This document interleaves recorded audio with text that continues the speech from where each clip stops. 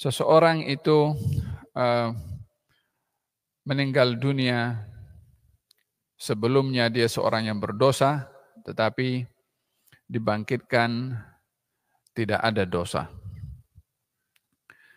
Disebabkan oleh karena dua perkara. Yang pertama, di masa hidupnya kalau sakit, maka sakit itu sebagai pembersih daripada dosa. Yang kedua, disebabkan oleh karena orang yang hidup memintakan ampun untuk orang yang meninggal dunia. Sehingga seorang yang meninggal dunia itu dibangkitkan dalam keadaan dosanya diampunkan, disebabkan permintaan ampun orang yang hidup kepada orang yang mati. Itulah yang dinyatakan oleh Allah Subhanahu wa taala dalam Al-Qur'anul Karim, Rabbana ighfir lana والذين جاءوا من بعدهم ربنا اغفر لنا ولإخواننا الذين سبقونا بالإيمان ولا تجعل في قلوبنا غلا للذين آمنوا ربنا إنك رؤوف رحيم. Ayat ini menyebutkan tentang doa orang yang hidup untuk orang yang meninggal dunia. Rabbana ighfir lana, ampunkan dosa kami dan saudara-saudara kami yang meninggal dunia dalam keadaan iman. Menjadi rukun khutbah Jumat. Pada khutbah yang kedua, khatib akan berdoa, Allahumma ighfir lil muslimina wal muslimat. Ya Allah, ampunkan dosa orang Islam yang beriman, laki-laki atau perempuan, umum, yang kita kenal, yang kita tak kenal. Maka doa permintaan ampun daripada orang yang hidup untuk orang yang mati memberi sebab pengampunan yang diberikan oleh Allah kepada orang yang meninggal dunia disebabkan orang yang hidup. Baginda Rasulullah Shallallahu Alaihi Wasallam didahului dengan sakit bukan disebabkan oleh karena baginda berdosa sehingga ingin dibersihkan dosanya. Karena keyakinan kita sebagai ahli sunnah wal jamaah, para nabi itu tidak melakukan dosa. Bila ada kalimat dosa disandarkan kepada nabi, ia bukan bermaksud dosa pelanggaran akan perintah Allah atau larangan Allah yang dilanggar oleh nabi. Tidak. Nabi sifatnya maksum, terpelihara daripada dosa kecil, apatah lagi dosa besar. Namun bila dinisbahkan dosa kepada Nabi, seperti dalam Al-Quranul Karim, inna fatahna laka fathan mubina liyaghfira laka Allahu ma taqaddama min dzambika wa ma ta'akhkhar. yakni agar supaya Allah mengampunkan dosa kamu yang terdahulu dan yang akan datang. Siti Aisyah mengatakan, ya Rasulullah, untuk apa engkau ini beribadah banyak sementara engkau sudah diampunkan dosamu yang terdahulu dan yang akan datang? Maka kalimat dosa bila disandarkan kepada para nabi, khususnya kepada Nabi Muhammad SAW, ianya bukan satu pelanggaran kepada hukum hakam, tetapi ianya adalah bersifat kesempurnaan Nabi dalam ketinggian kedudukan itu untuk sampai kepada yang atas pada kedudukan, bila belum sampai maka itu dikira dosa. Karena belum sampai kepada darjat yang tertinggi. Walaupun darjatnya sudah tinggi, walaupun sudah mulia. Jadi bagi kedudukan para nabi, semakin tinggi darjat, semakin menuju kepada kesempurnaan maqam. Bila belum sampai kepada kesempurnaan maqam, itulah yang dikira dosa. Ya, jadi kita tak boleh memahami dosa pada nabi ini, maksudnya pelanggaran kepada hukum hakam syarak. Di saat baginda Rasulullah Shallallahu Alaihi Wasallam di akhir-akhir hayatnya, beliau menutup wajahnya dengan kain, lalu membukanya dan mengatakan, la'natullah ala al-yahud wan nasara ittakhadhu qubur anbiya'ihim masajid. Allah melaknat orang-orang Yahudi dan Kristen yang menjadikan kubur nabi-nabi mereka sebagai masjid. Merujuk kepada perbuatan orang-orang Yahudi dan Nasrani dahulu, bila nabi-nabi mereka meninggal dunia, dijadikan kubur-kubur mereka tempat sujud. Maksud daripada menjadikan kubur mereka tempat sujud adalah sujud kepada kubur. Sujud kepada kubur mempunyai dua maksud. Sujud ibadah menyembah kepada kubur dan sujud mengagungkan memuliakan Tuhan empunya kubur. Maka dalam dua ini mempunyai dua maksud yang berbeza. Sujud kepada kubur sebagai sembahan kepada kubur, ini syirik. Tapi sujud menghadap kubur, tapi sujudnya kepada Allah Subhanahu wa taala, dalam hal ini ada dua pendapat ulama yang mengatakan haram dan juga yang mengatakan makruh. Haram adanya keserupaan sujud kepada Allah dan juga kepada selain Allah. Baginda bersabda, kalau aku perintahkan sujud makhluk kepada makhluk yang lain, aku perintahkan seorang istri sujud pada suami. Bermakna larangan untuk sujud selain kepada Allah. Bila ada perbuatan sujud pada selain dari Allah Subhanahu wa taala, bila sujud itu sujud ta'zim, penghormatan, maka dalam hal ini adalah hukumnya adalah haram atau makruh. Karena keyakinannya tetap yang layak untuk disembah adalah Allah Subhanahu wa taala. Jadi yang dimaksudkan daripada hadis ini larangan Nabi untuk menjadikan kubur sebagai masjid adalah merujuk kepada perbuatan orang terdahulu yang sujud kepada kubur, menyembah kubur, ataupun sujud dengan mengagungkan bersama dengan Allah Subhanahu wa taala selain daripada Allah, daripada makhluknya. Bukannya dimaksudkan di sini larangan untuk menziarahi kubur atau memuliakan orang-orang yang mulia yang sudah meninggal dunia. Bila di masa hidupnya dia seorang yang mulia, maka tetap kemuliaannya itu tetap kekal walaupun setelah wafatnya. Maka larangan ini diingatkan oleh Rasulullah karena beliau sudah menyadari keadaan diri beliau itu akan wafat, maka beliau mengingatkan orang-orang Yahudi dilaknat sebab menjadikan kubur nabi-nabi mereka sebagai tempat sujud. Yakni kalau aku meninggal dunia, kamu jangan berbuat seperti mereka. Itu pesanan baginda Rasulullah sallallahu alaihi wa ala alihi wasallam. Ianya berbeza sama sekali dengan adab dan sunnah orang menziarahi kubur. Menziarahi kubur sunnah. Yang dilarang itu adalah menyembah kubur. Memuliakan orang yang sudah meninggal dunia sunnah. Yang dilarang berlebih-lebihan di dalam perbuatan itu. Jadi supaya tidak dicampur adukkan tentang ziarah kubur dengan sembah kubur. Memuliakan orang yang mulia daripada orang meninggal dunia dengan berlebih-lebihan. Jangan disamakan. Di dalam hal baginda Rasulullah menziarahi kubur warid, kuntu nahaitukum an ziaratul kubur ala fazuruha. Dahulu saya larang kamu ziarah kubur, sekarang berziarahlah. Ziarahlah kubur karena yang demikian mengingatkan kamu akan negeri akhirat. Demikian sabda Nabi Muhammad sallallahu alaihi wa ala alihi wa sahbihi wasallam. Naam.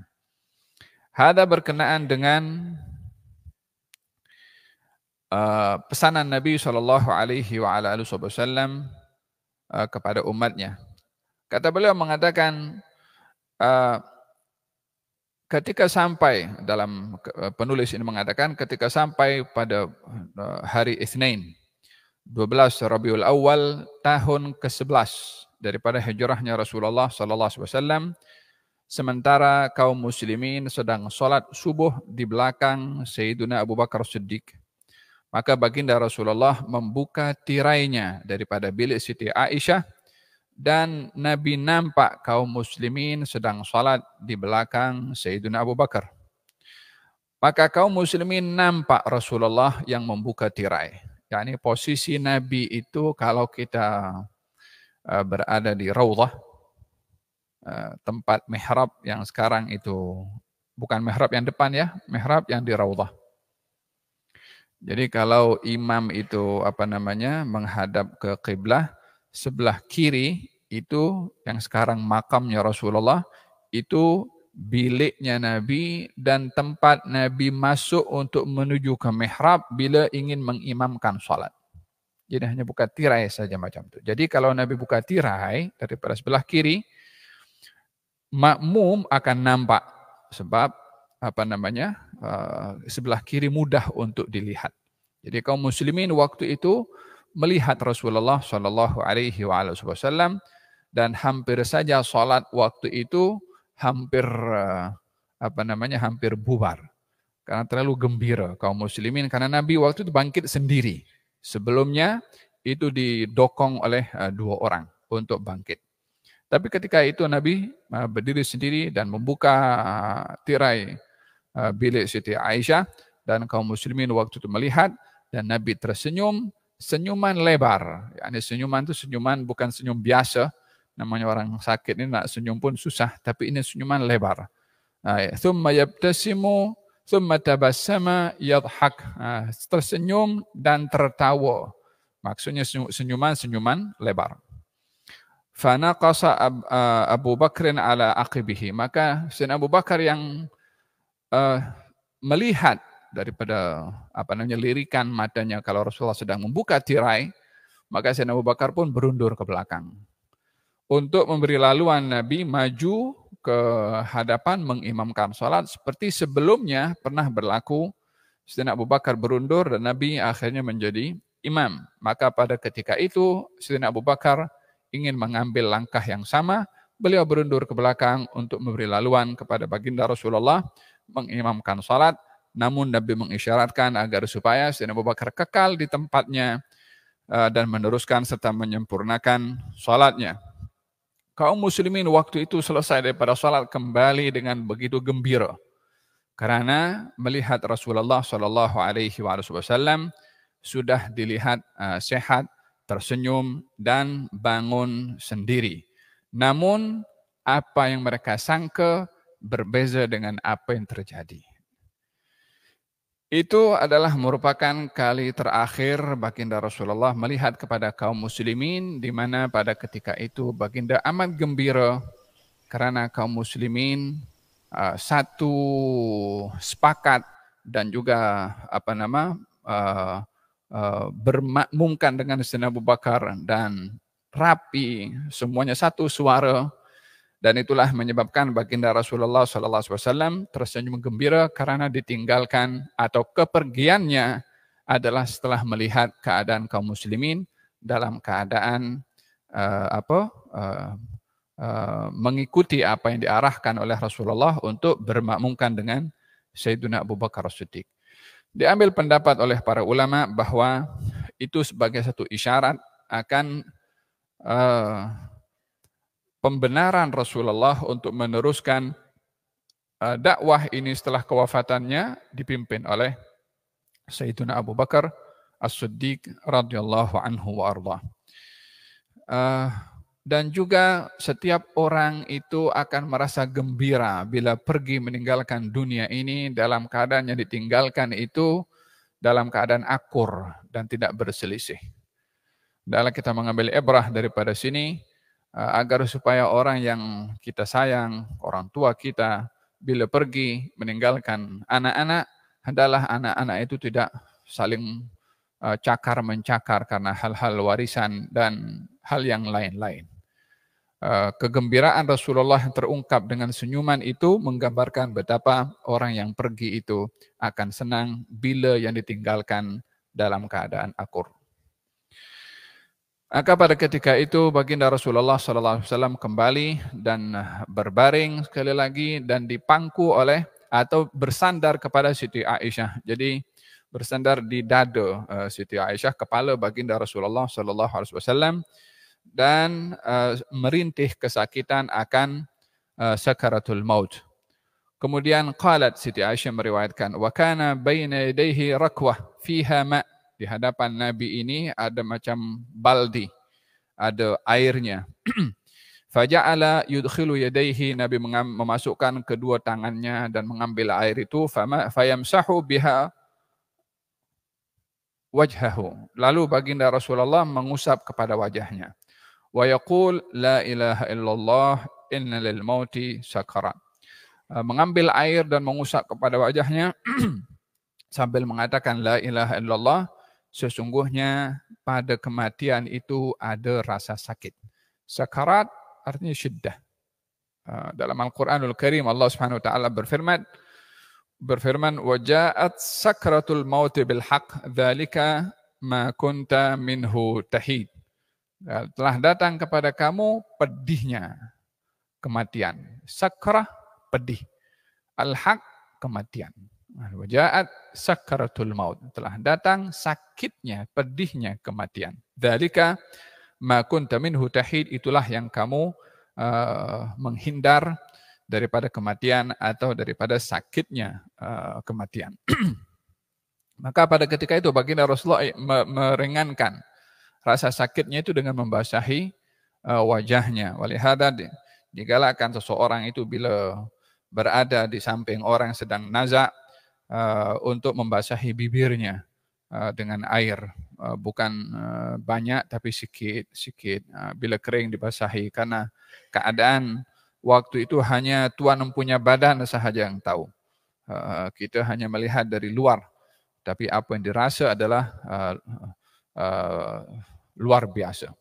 Kalau salah seorang sahabat Nabi ketika menziarahi Nabi dan memegang dahi Nabi, kemudian saat dipegang itu diangkat balik tangannya. Katanya Rasulullah, panas kamu luar biasa. Kata baginda Rasulullah, saya ini kalau diduga dengan panas 2 kali ganda daripada kamu. Yani 2 orang daripada kamu panas dicampur jadi satu, itulah yang berlaku kepada aku. Maksudnya adalah karena pahala yang Allah berikan kepada Nabi itu berlipat, dugaannya pun juga berat dan berlipat. Oleh hal dikatakan ats-tsawab ala qadri an-nasab. Pahala itu bergantung kepada beratnya dugaan. Semakin berat dugaan, semakin berat pahala dan banyak pahala yang diberikan oleh Allah Subhanahu wa taala. Melihat hal keadaan sedemikian, Siti Fatimah melihat baginda Rasulullah dan mengatakan wa karba abah, alangkah beratnya, bersusahnya, sedihnya, yakni melihat keadaan baginda Rasulullah seperti itu. Maka baginda mengatakan kepada Siti Fatimah, laisa ala abiki karbun ba'da hadzal yaum. Wahai Fatimah, maka tiada apa kesusahan yang akan menimpa kepada ayahmu setelah ini. Maksudnya sekarang kamu tengok aku ini susah, setelah ini dah tak ada lagi dah. Maknanya pemberitahuan kalau beliau akan pergi. Kemudian baginda Rasulullah memanggil kepada Siti Fatimah dan membisikkan sesuatu. Kemudian ketika dibisikkan sesuatu, Siti Fatimah makin menangis. Kemudian tak lama daripada itu dipanggil sekali lagi dan dibisikkan di telinganya. Dan Siti Fatimah pun juga tersenyum. Kata Siti Aisyah, aku tengok orang menangis, setelah menangis cepat tersenyum, tak pernah tengok secepat Siti Fatimah itu menangis dan cepat tersenyum juga. Kemudian Siti Aisyah masa selesai itu, ditanya kepada Siti Fatimah, apa Nabi kata? Kata Siti Fatimah, Nabi bisik-bisik kepada aku tak bagi tahu, supaya tak bagi tahu siapa-siapa, aku tak boleh bagi tahu apa dikata. Sampailah setelah wafatnya Rasulullah, baru ditanya oleh Siti Aisyah. Katanya, masih ingin tahu Siti Aisyah apa dia cakap.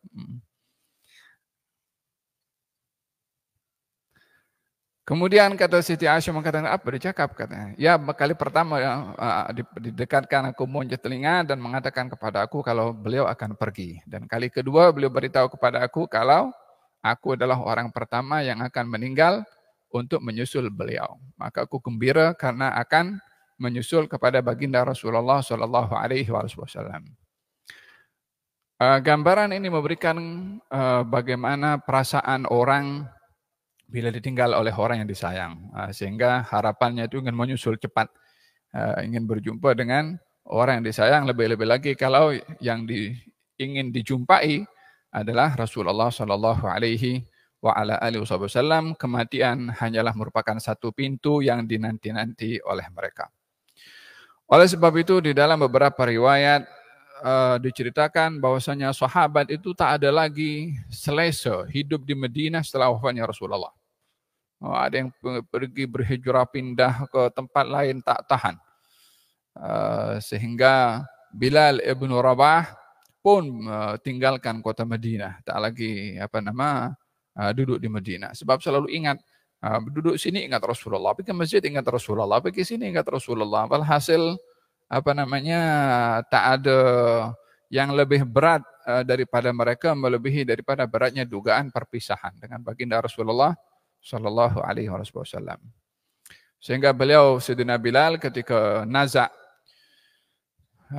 istrinya mengatakan wa karbah katanya, ai susahnya, ai beratnya, ai sukarnya.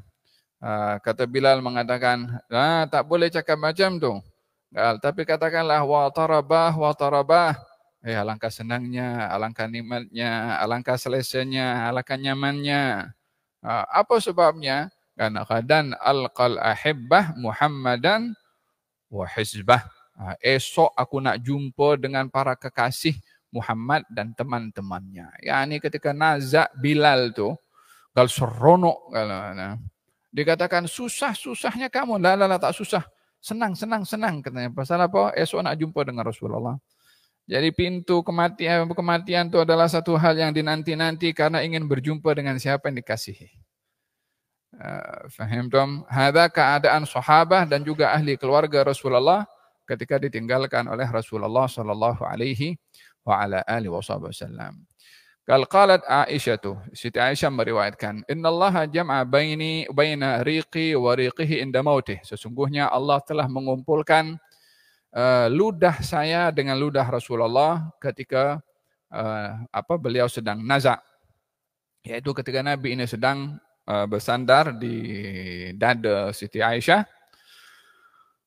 Datang saudara Siti Aisyah bernama Abdurrahman bin Abu Bakar, saudara lelaki Siti Aisyah. Kemudian Nabi SAW memberikan isyarat dengan tangannya ke arah satu dinding yang di situ Nabi letakkan siwak.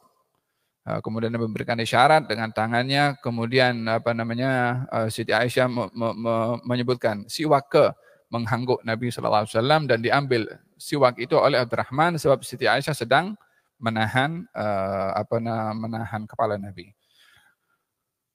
Abdurrahman bin Abu Bakar ketika mengambil siwak diserahkan kepada Siti Aisyah, didapati siwak itu agak kering.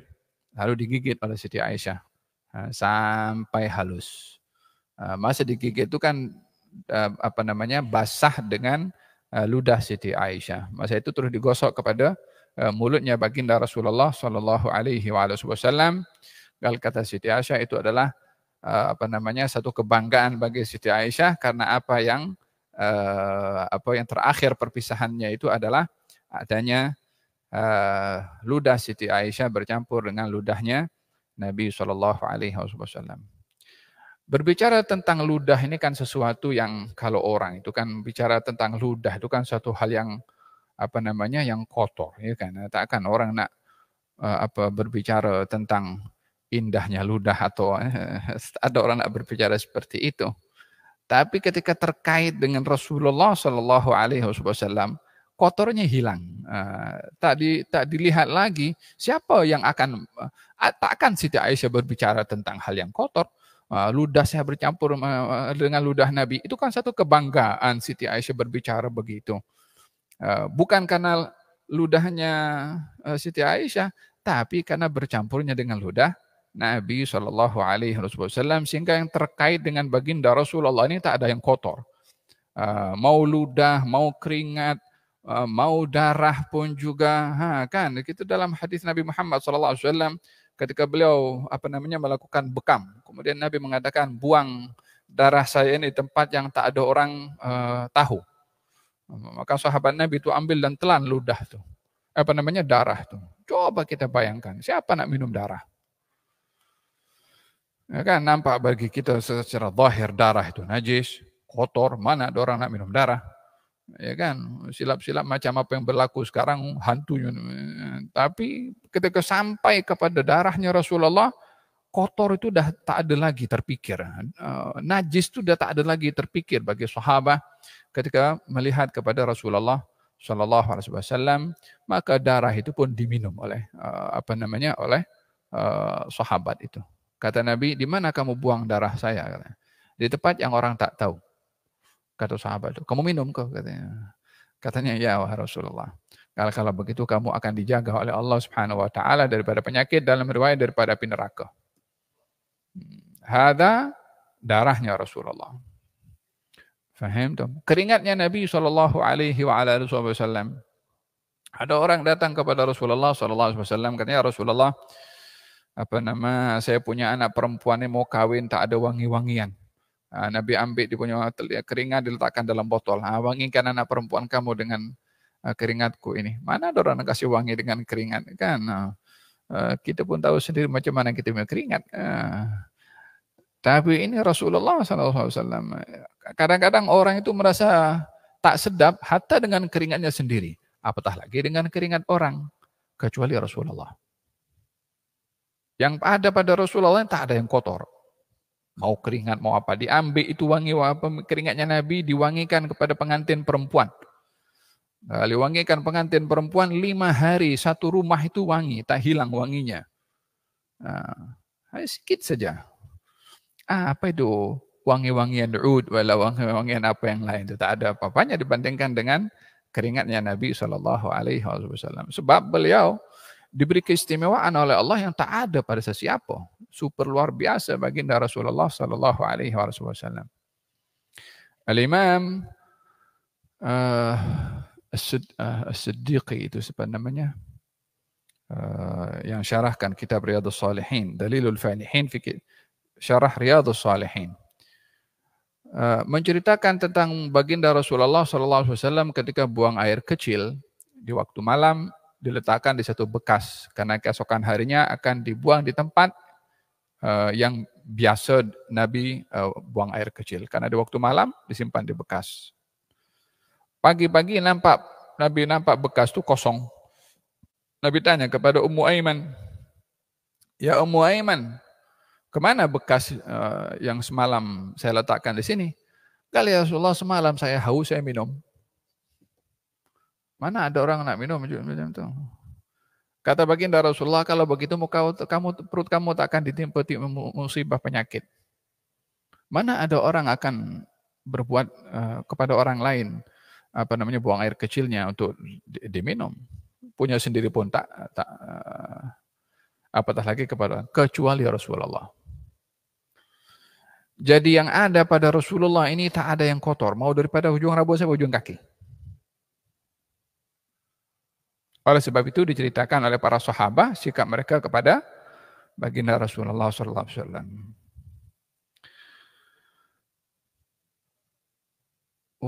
Kemudian kata Siti Aisyah mengatakan, itulah terakhir mensiwakan Nabi dengan siwak yang saya sudah lembutkan dengan mulut saya. Kemudian baginda Rasulullah SAW kata Siti Aisyah mengatakan, baginda mengatakan, la ilaha illallah inna lil mauti sakarat, thumma nasaba yadahu faja'ala yaqul fir rafiqil a'la hatta qubida wa malat yaduhu. Setelah disiwakkan oleh Siti Aisyah, Nabi SAW mengambil air, membasahi wajahnya dan mengucapkan la ilaha illallah. Sesungguhnya kematian ini ada rasa sakit, dan Nabi mengangkat kedua tangannya. Kemudian tak lama daripada itu Nabi mengatakan ar-rafiqil a'la, ar-rafiqil a'la. Maksudnya aku kembali kepada Tuhan, aku kembali kepada Tuhan. Kemudian tangannya jatuh ke bawah. Pada saat itu belum meninggal dunia.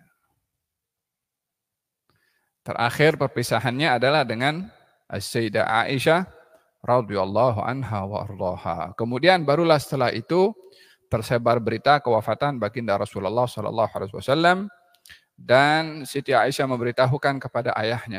Waktu itu waktu duha.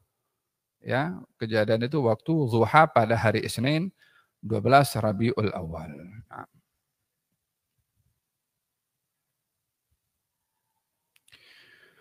Sayyidina Abu Bakar As-Siddiq lalu kemudian datang ke rumah Rasulullah SAW, masuk melalui masjid. Kemudian masuk dari masjid, orang-orang sudah mula berkumpul. Tak cakap pun Sayyidina Abu Bakar dengan sesiapa, sehingga masuk ke bilik Siti Aisyah. Waktu itu Nabi karena berada di rumah Siti Aisyah, tak ada siapa yang masuk karena ada Siti Aisyah, dan tak semua orang laki-laki akan keluar masuk seperti itu karena rumahnya bukan yang masuk laki-laki, bukan muhrim. Jadi mereka pada tunggu semua di masjid baginda Rasulullah. Sementara Sayyidina Abu Bakar karena ayahnya, maka dia masuk terus ke bilik tersebut. Kemudian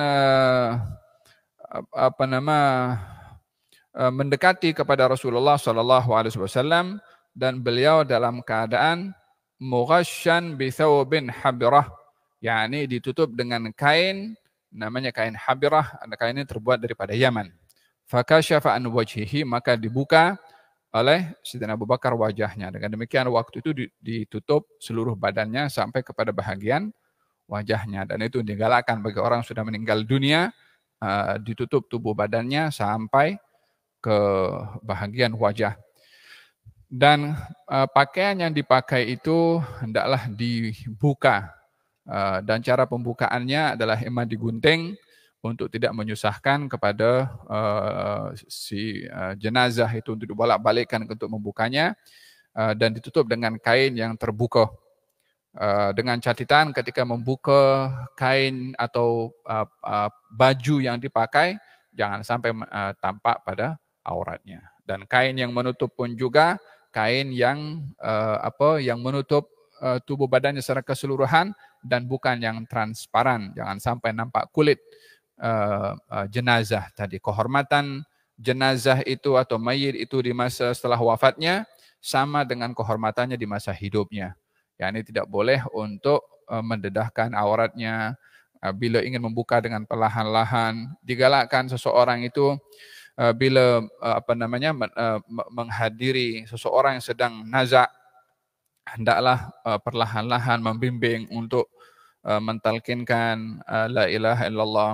Kemudian setelah meninggal dunia itu dihadapkan posisi jenazah itu ke kiblah, ditutup dengan kain yang terbuka seluruh badannya, diletakkan wangi-wangian, bukhur, khawatir kalau ada sesuatu yang yang kurang sedap, jadi boleh tercover dengan bau wangi-wangian, bukhur yang ada di sekeliling, diletakkan sesuatu di atas perut yang tak terlalu berat supaya tidak kembang perut itu ke hadapan.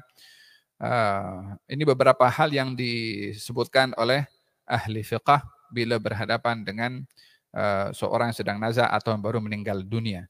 Kemudian talyinul mafasil, disunnahkan untuk melembutkan bahagian sendi-sendi menggunakan bahan baik itu minyak ke bagian sendi-sendi tangan, kaki, digosok supaya mudah untuk bila memandikan itu tidak kaku tangan. Ya. Nah, kemudian didekati oleh Sayyidina Abu Bakar As-Siddiq dan dibuka wajah baginda Rasulullah.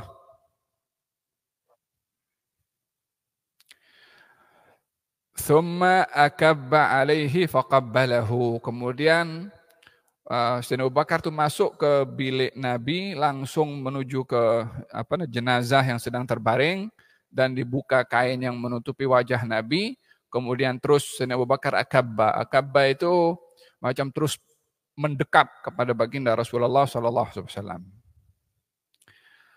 Lalu mengatakan faqabbalahu, lalu dicium keningnya baginda Rasulullah dan mengatakan tibta hayyan wa mayyitan ya Rasulullah, sungguh kamu baik, wangi, indah di masa hidup atau setelah wafat. Kemudian bi abi anta wa ummi la yajma'ullahu 'alaika mautatain, tidaklah Allah menghimpunkan kepada engkau dua kali kematian.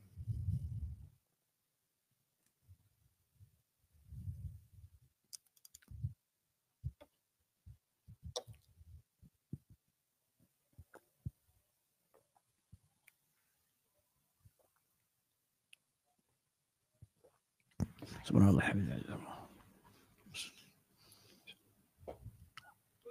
Allahu Akbar, Allahu Akbar.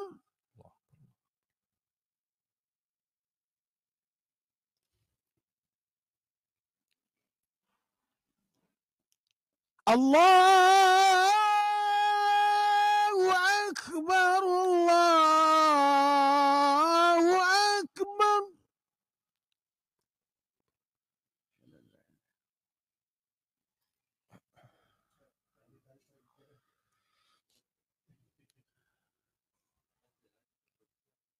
أشهد أن لا إله إلا الله.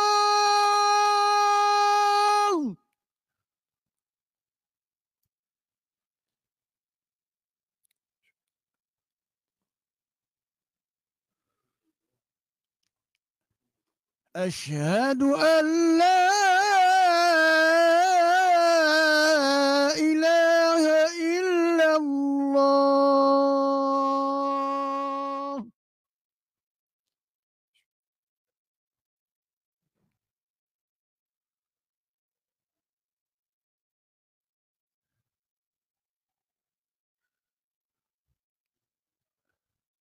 أشهد أن محمدا رسول الله.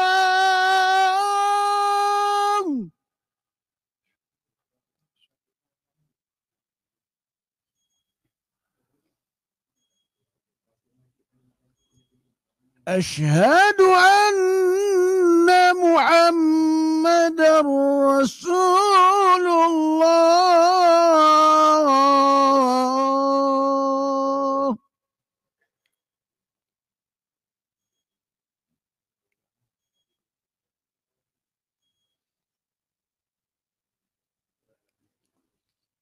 حي على الصلاة.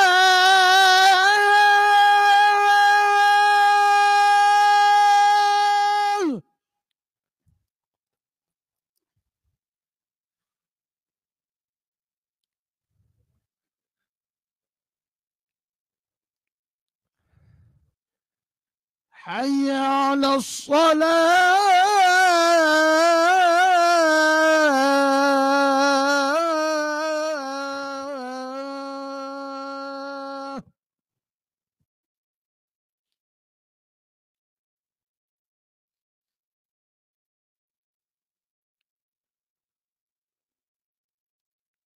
حي على الفلاح.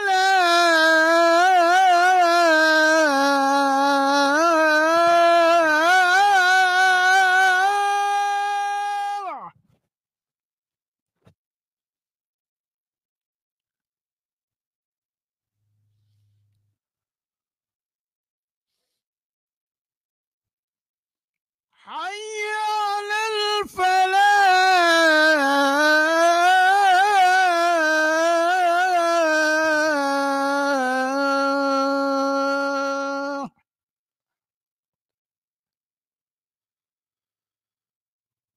الله أكبر، الله أكبر.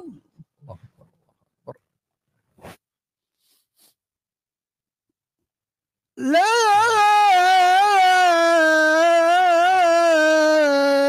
إله إلا الله.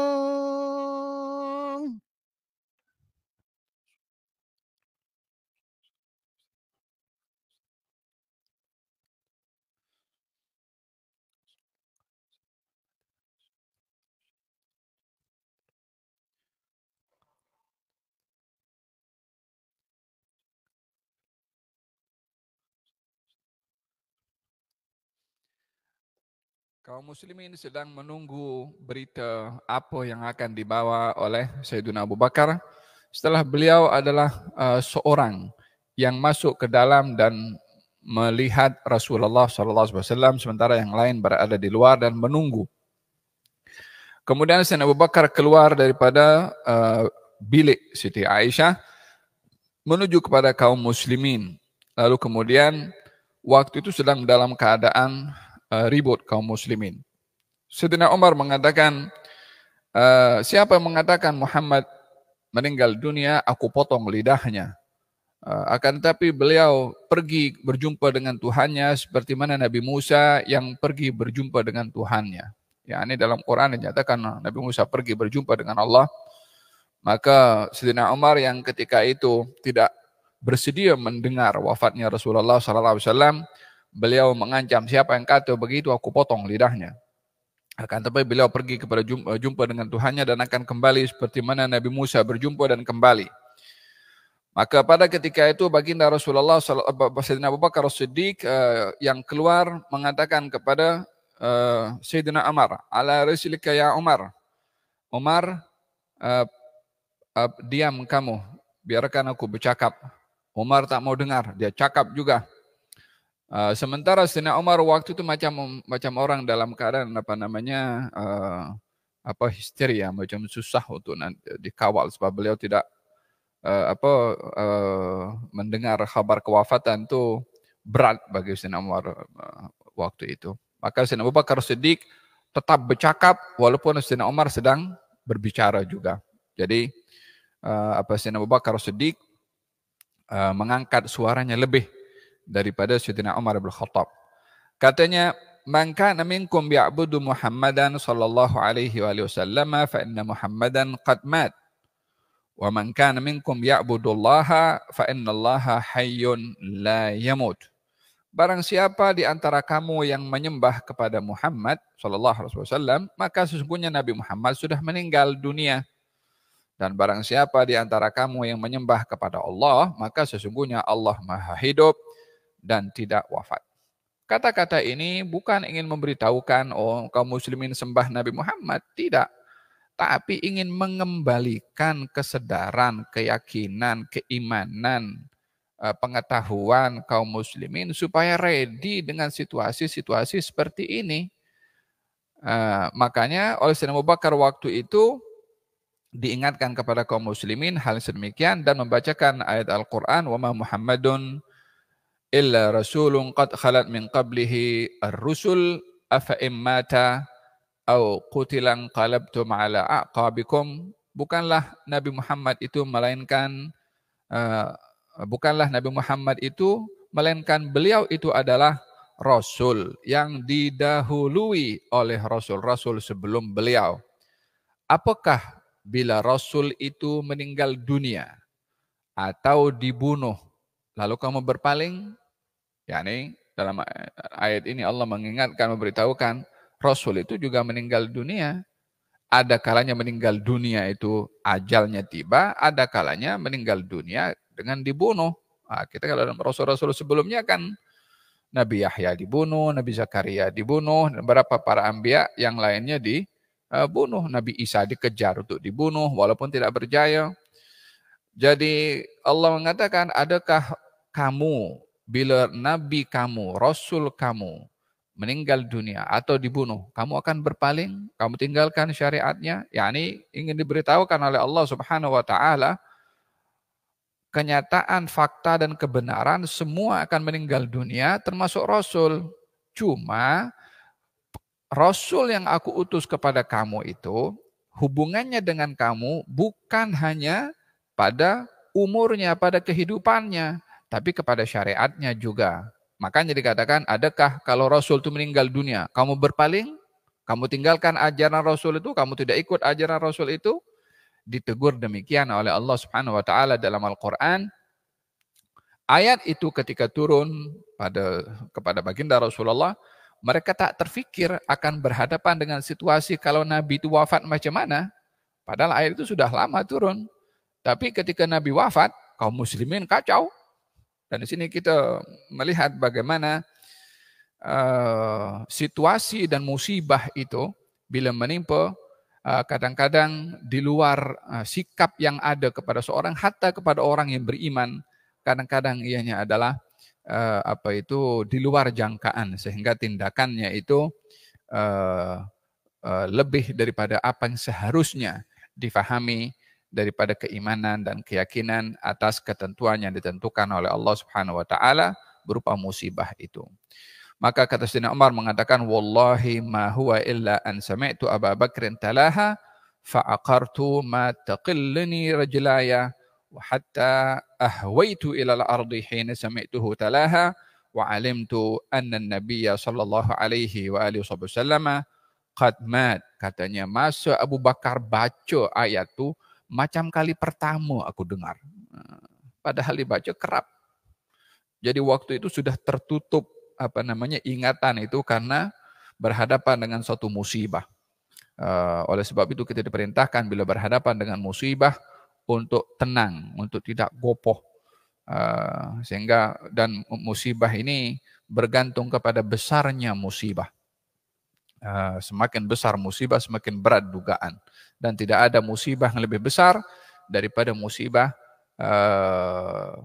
para sahabat yang ditinggalkan oleh Rasulullah sallallahu alaihi wa ala alihi wasallam. Olehada bila kita bertanya apakah musibah yang paling besar dan siapakah orang yang paling besar diduga oleh Allah? Yang paling besar diduga oleh Allah adalah para sahabat. Apa musibah menimpa kepada mereka? Perpisahannya dengan baginda Rasulullah. Paham dong? Ketika perpisahan dengan baginda Rasulullah tidak sama hatta perpisahan mereka dengan anak mereka sendiri.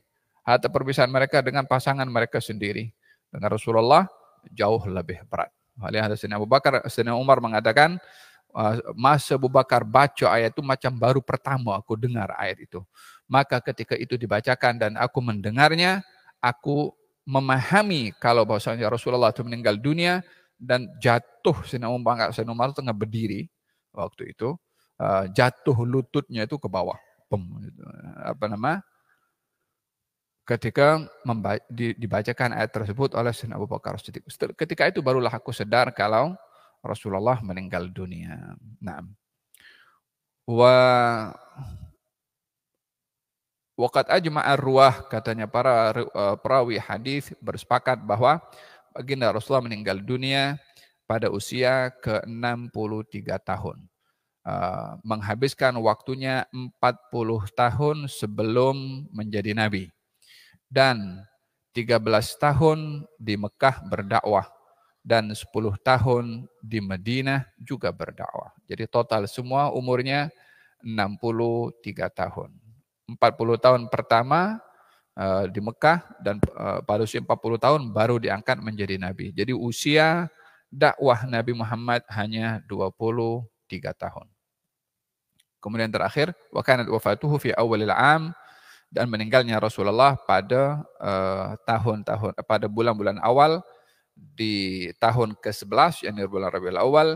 Dan Al-Imam Al-Bukhari meriwayatkan ma taraka an Amr ibn al-Harith qal ma taraka Rasulullah sallallahu alaihi wasallam dinaran wala dirhaman wala abdan wala amatan illa baghlatahu al-bayda allati kana yarkabuha wa silahahu wa ardan ja'alaha libni sabil sadaqah. Baginda Rasulullah SAW tidak meninggalkan setelah kewafatannya, tidak meninggalkan dinar ataupun dirham. La dinar wala dirham, tak ada duit yang disimpan. Walaupun yang ditinggalkan oleh Nabi itu akan menjadi akan menjadi sedekah, tak ada apa yang ditinggalkan. La dinar wala dirham. Wala abdan, tidak ada hamba sahaya laki-laki, wala amatan, dan tidak ada hamba sahaya perempuan. Yani tak meninggalkan apa-apa, illa melainkan baghlatahu al-bayda, bagalnya yang berwarna putih. Dikatakan nama bagalnya itu duldul. Nabi ada onta namanya qaswa, ada kuda namanya sakab, ada keledai namanya Ya'fur, ada bagal namanya Duldul. Jadi Nabi suka memberi nama kepada apa yang dimiliki oleh beliau. Tapi semua itu tidak ada pada saat wafatnya Rasulullah kecuali bagalnya sahaja yang berwarna putih yang dinaiki. Kemudian yang ditinggalkan oleh beliau silahahu, pedangnya. Wa ardan ja'alaha libnis sabil, dan ada sebidang tanah yang menjadi sedekah bagi Ibnu Sabil, bagi orang yang memerlukan pemberian sedekah. Rasanya itu tanah Fadak yang ditinggalkan oleh baginda Rasulullah SAW. Dan kata Siti Aisyah, ditinggalkan di rumah Nabi itu, di rumah saya ada 6 mud gandum. 6 mud, 6 cupak. 6 cupak. Kata Siti Aisyah, setiap kali aku mengambil gandum itu untuk dimasak, untuk dimakan, tak habis-habis itu. Diambil sampai beberapa hari. Dia pun, Siti Aisyah pun pelik. Macam mana tak habis-habis? Ditimbang. Selepas ditimbang habis. Katanya menyesal aku timbang. Kalau tak ditimbang kan selalu ada. Ya. Barakah yang ditinggalkan oleh Rasulullah sallallahu alaihi wa ala alihi wa sahbihi wasallam. Demikian akhir-akhir hayatnya Nabi sallallahu alaihi wasallam. Kemudian waktu itu belum lagi dapat dilaksanakan salat jenazah secara berjamaah. Jadi waktu itu ditinggalkan jenazah itu sampai 3 hari. Menunggu semua orang-orang yang datang daripada pelosok setelah mendengarkan berita, semuanya pada datang untuk mensolatkan jenazah untuk Rasulullah SAW. Dan waktu itu tidaklah mudah seperti sekarang boleh kontak apa semua, kena dihantarkan orang pergi sana pergi sini, walhasil memerlukan waktu dan orang untuk datang. Dan waktu itu sholat jenazah dilakukan secara berasingan, secara berjamaah walaupun tidak sekali. Jadi Nabi itu tetap kekal berada di mana? Di biliknya, dan orang datang sholat jenazah keluar, sholat jenazah keluar, sholat jenazah keluar. Begitu sholat jenazah dilakukan untuk Rasulullah Shallallahu Alaihi Wasallam. Baik itu laki-laki atau perempuan dengan diasingkan pelaksanaan sholat. Termasuk istri-istri beliau pun melakukan sholat jenazah. Selesai semua, Nabi dikafankan dengan kain kafan 3 helai kain kafan. Tidak ada imamah, tak ada jubah, hanya kain sahaja. Ada beberapa orang yang memandikan baginda Rasulullah, di antaranya adalah bapak saudaranya Abbas bin Abdul Muttalib dan juga menantu Nabi SAW, Sayyidina Ali bin Abi Thalib. Dan beberapa orang yang membantu untuk memandikan jenazah baginda Rasulullah Sallallahu Alaihi Wasallam. Waktu itu ada perbezaan di mana Nabi akan dikebumikan. Adakah di Baqi atau di mana? Muslimin berbeza pendapat waktu itu. Kemudian Sayyidina Abu Bakar yang memutuskan keputusan bahwasanya keputusan itu, Sayyidina Abu Bakar mengatakan, aku mendengar Rasulullah bersabda, tidaklah seorang Nabi itu meninggal di suatu tempat kecuali dikebumikan di tempat di mana beliau itu meninggal dunia. Maka hadis ini yang dibawa oleh Sayyidina Abu Bakar menjadi al-qaulul fasal, pemutus kepada permasalahan perbezaan yang terjadi. Maka di mana Nabi meninggal, disitulah Nabi dikebumikan, yaitu berada di yang sekarang ini adalah dahulunya bilik Siti Aisyah radhiyallahu anha wa ardhaha, dikebumikan baginda Rasulullah sangat pada hari Rabu. Dikebumikan pada hari Rabu setelah kaum muslimin semuanya datang dan melakukan salat jenazah. Nah, ini lebih kurang apa yang kita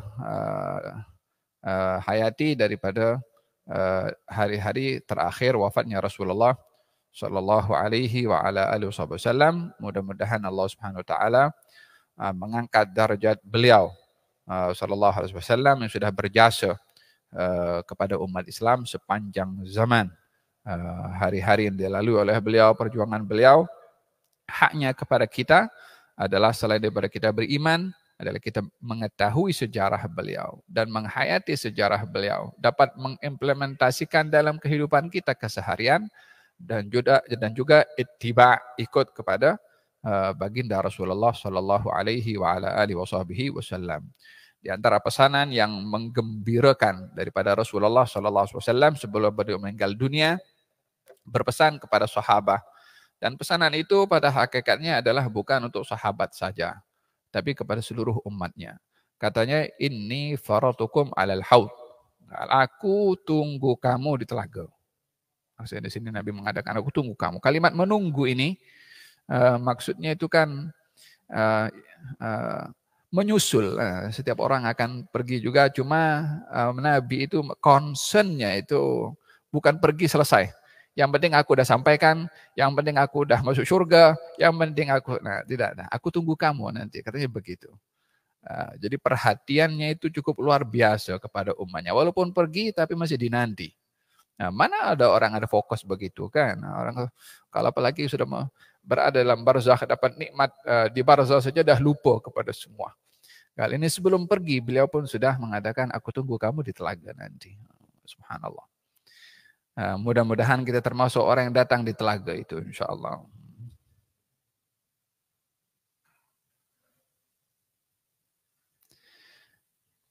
Di mana beliau menunggu, insyaallah kita akan pergi ke sana insyaallah. Fi khair wa afiyah.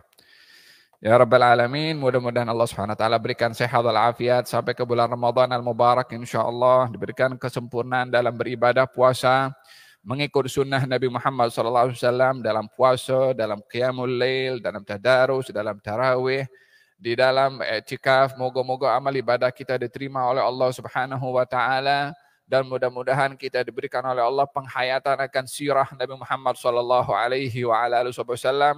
penghayatan kepada perjuangannya, penghayatan kepada doanya, penghayatan kepada fikirannya, penghayatan kepada perasaannya kepada terhadap umatnya.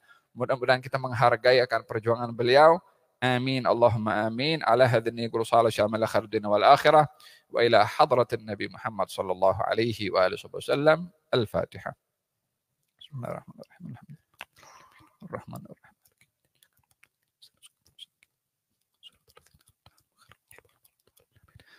ربنا تقبل منا انك انت السميع العليم وتب علينا انك انت التواب الرحيم. دعواهم فيها سبحانك اللهم وتهم فيها سلام واخر دعواهم الحمد لله رب العالمين. تقبل الله منكم.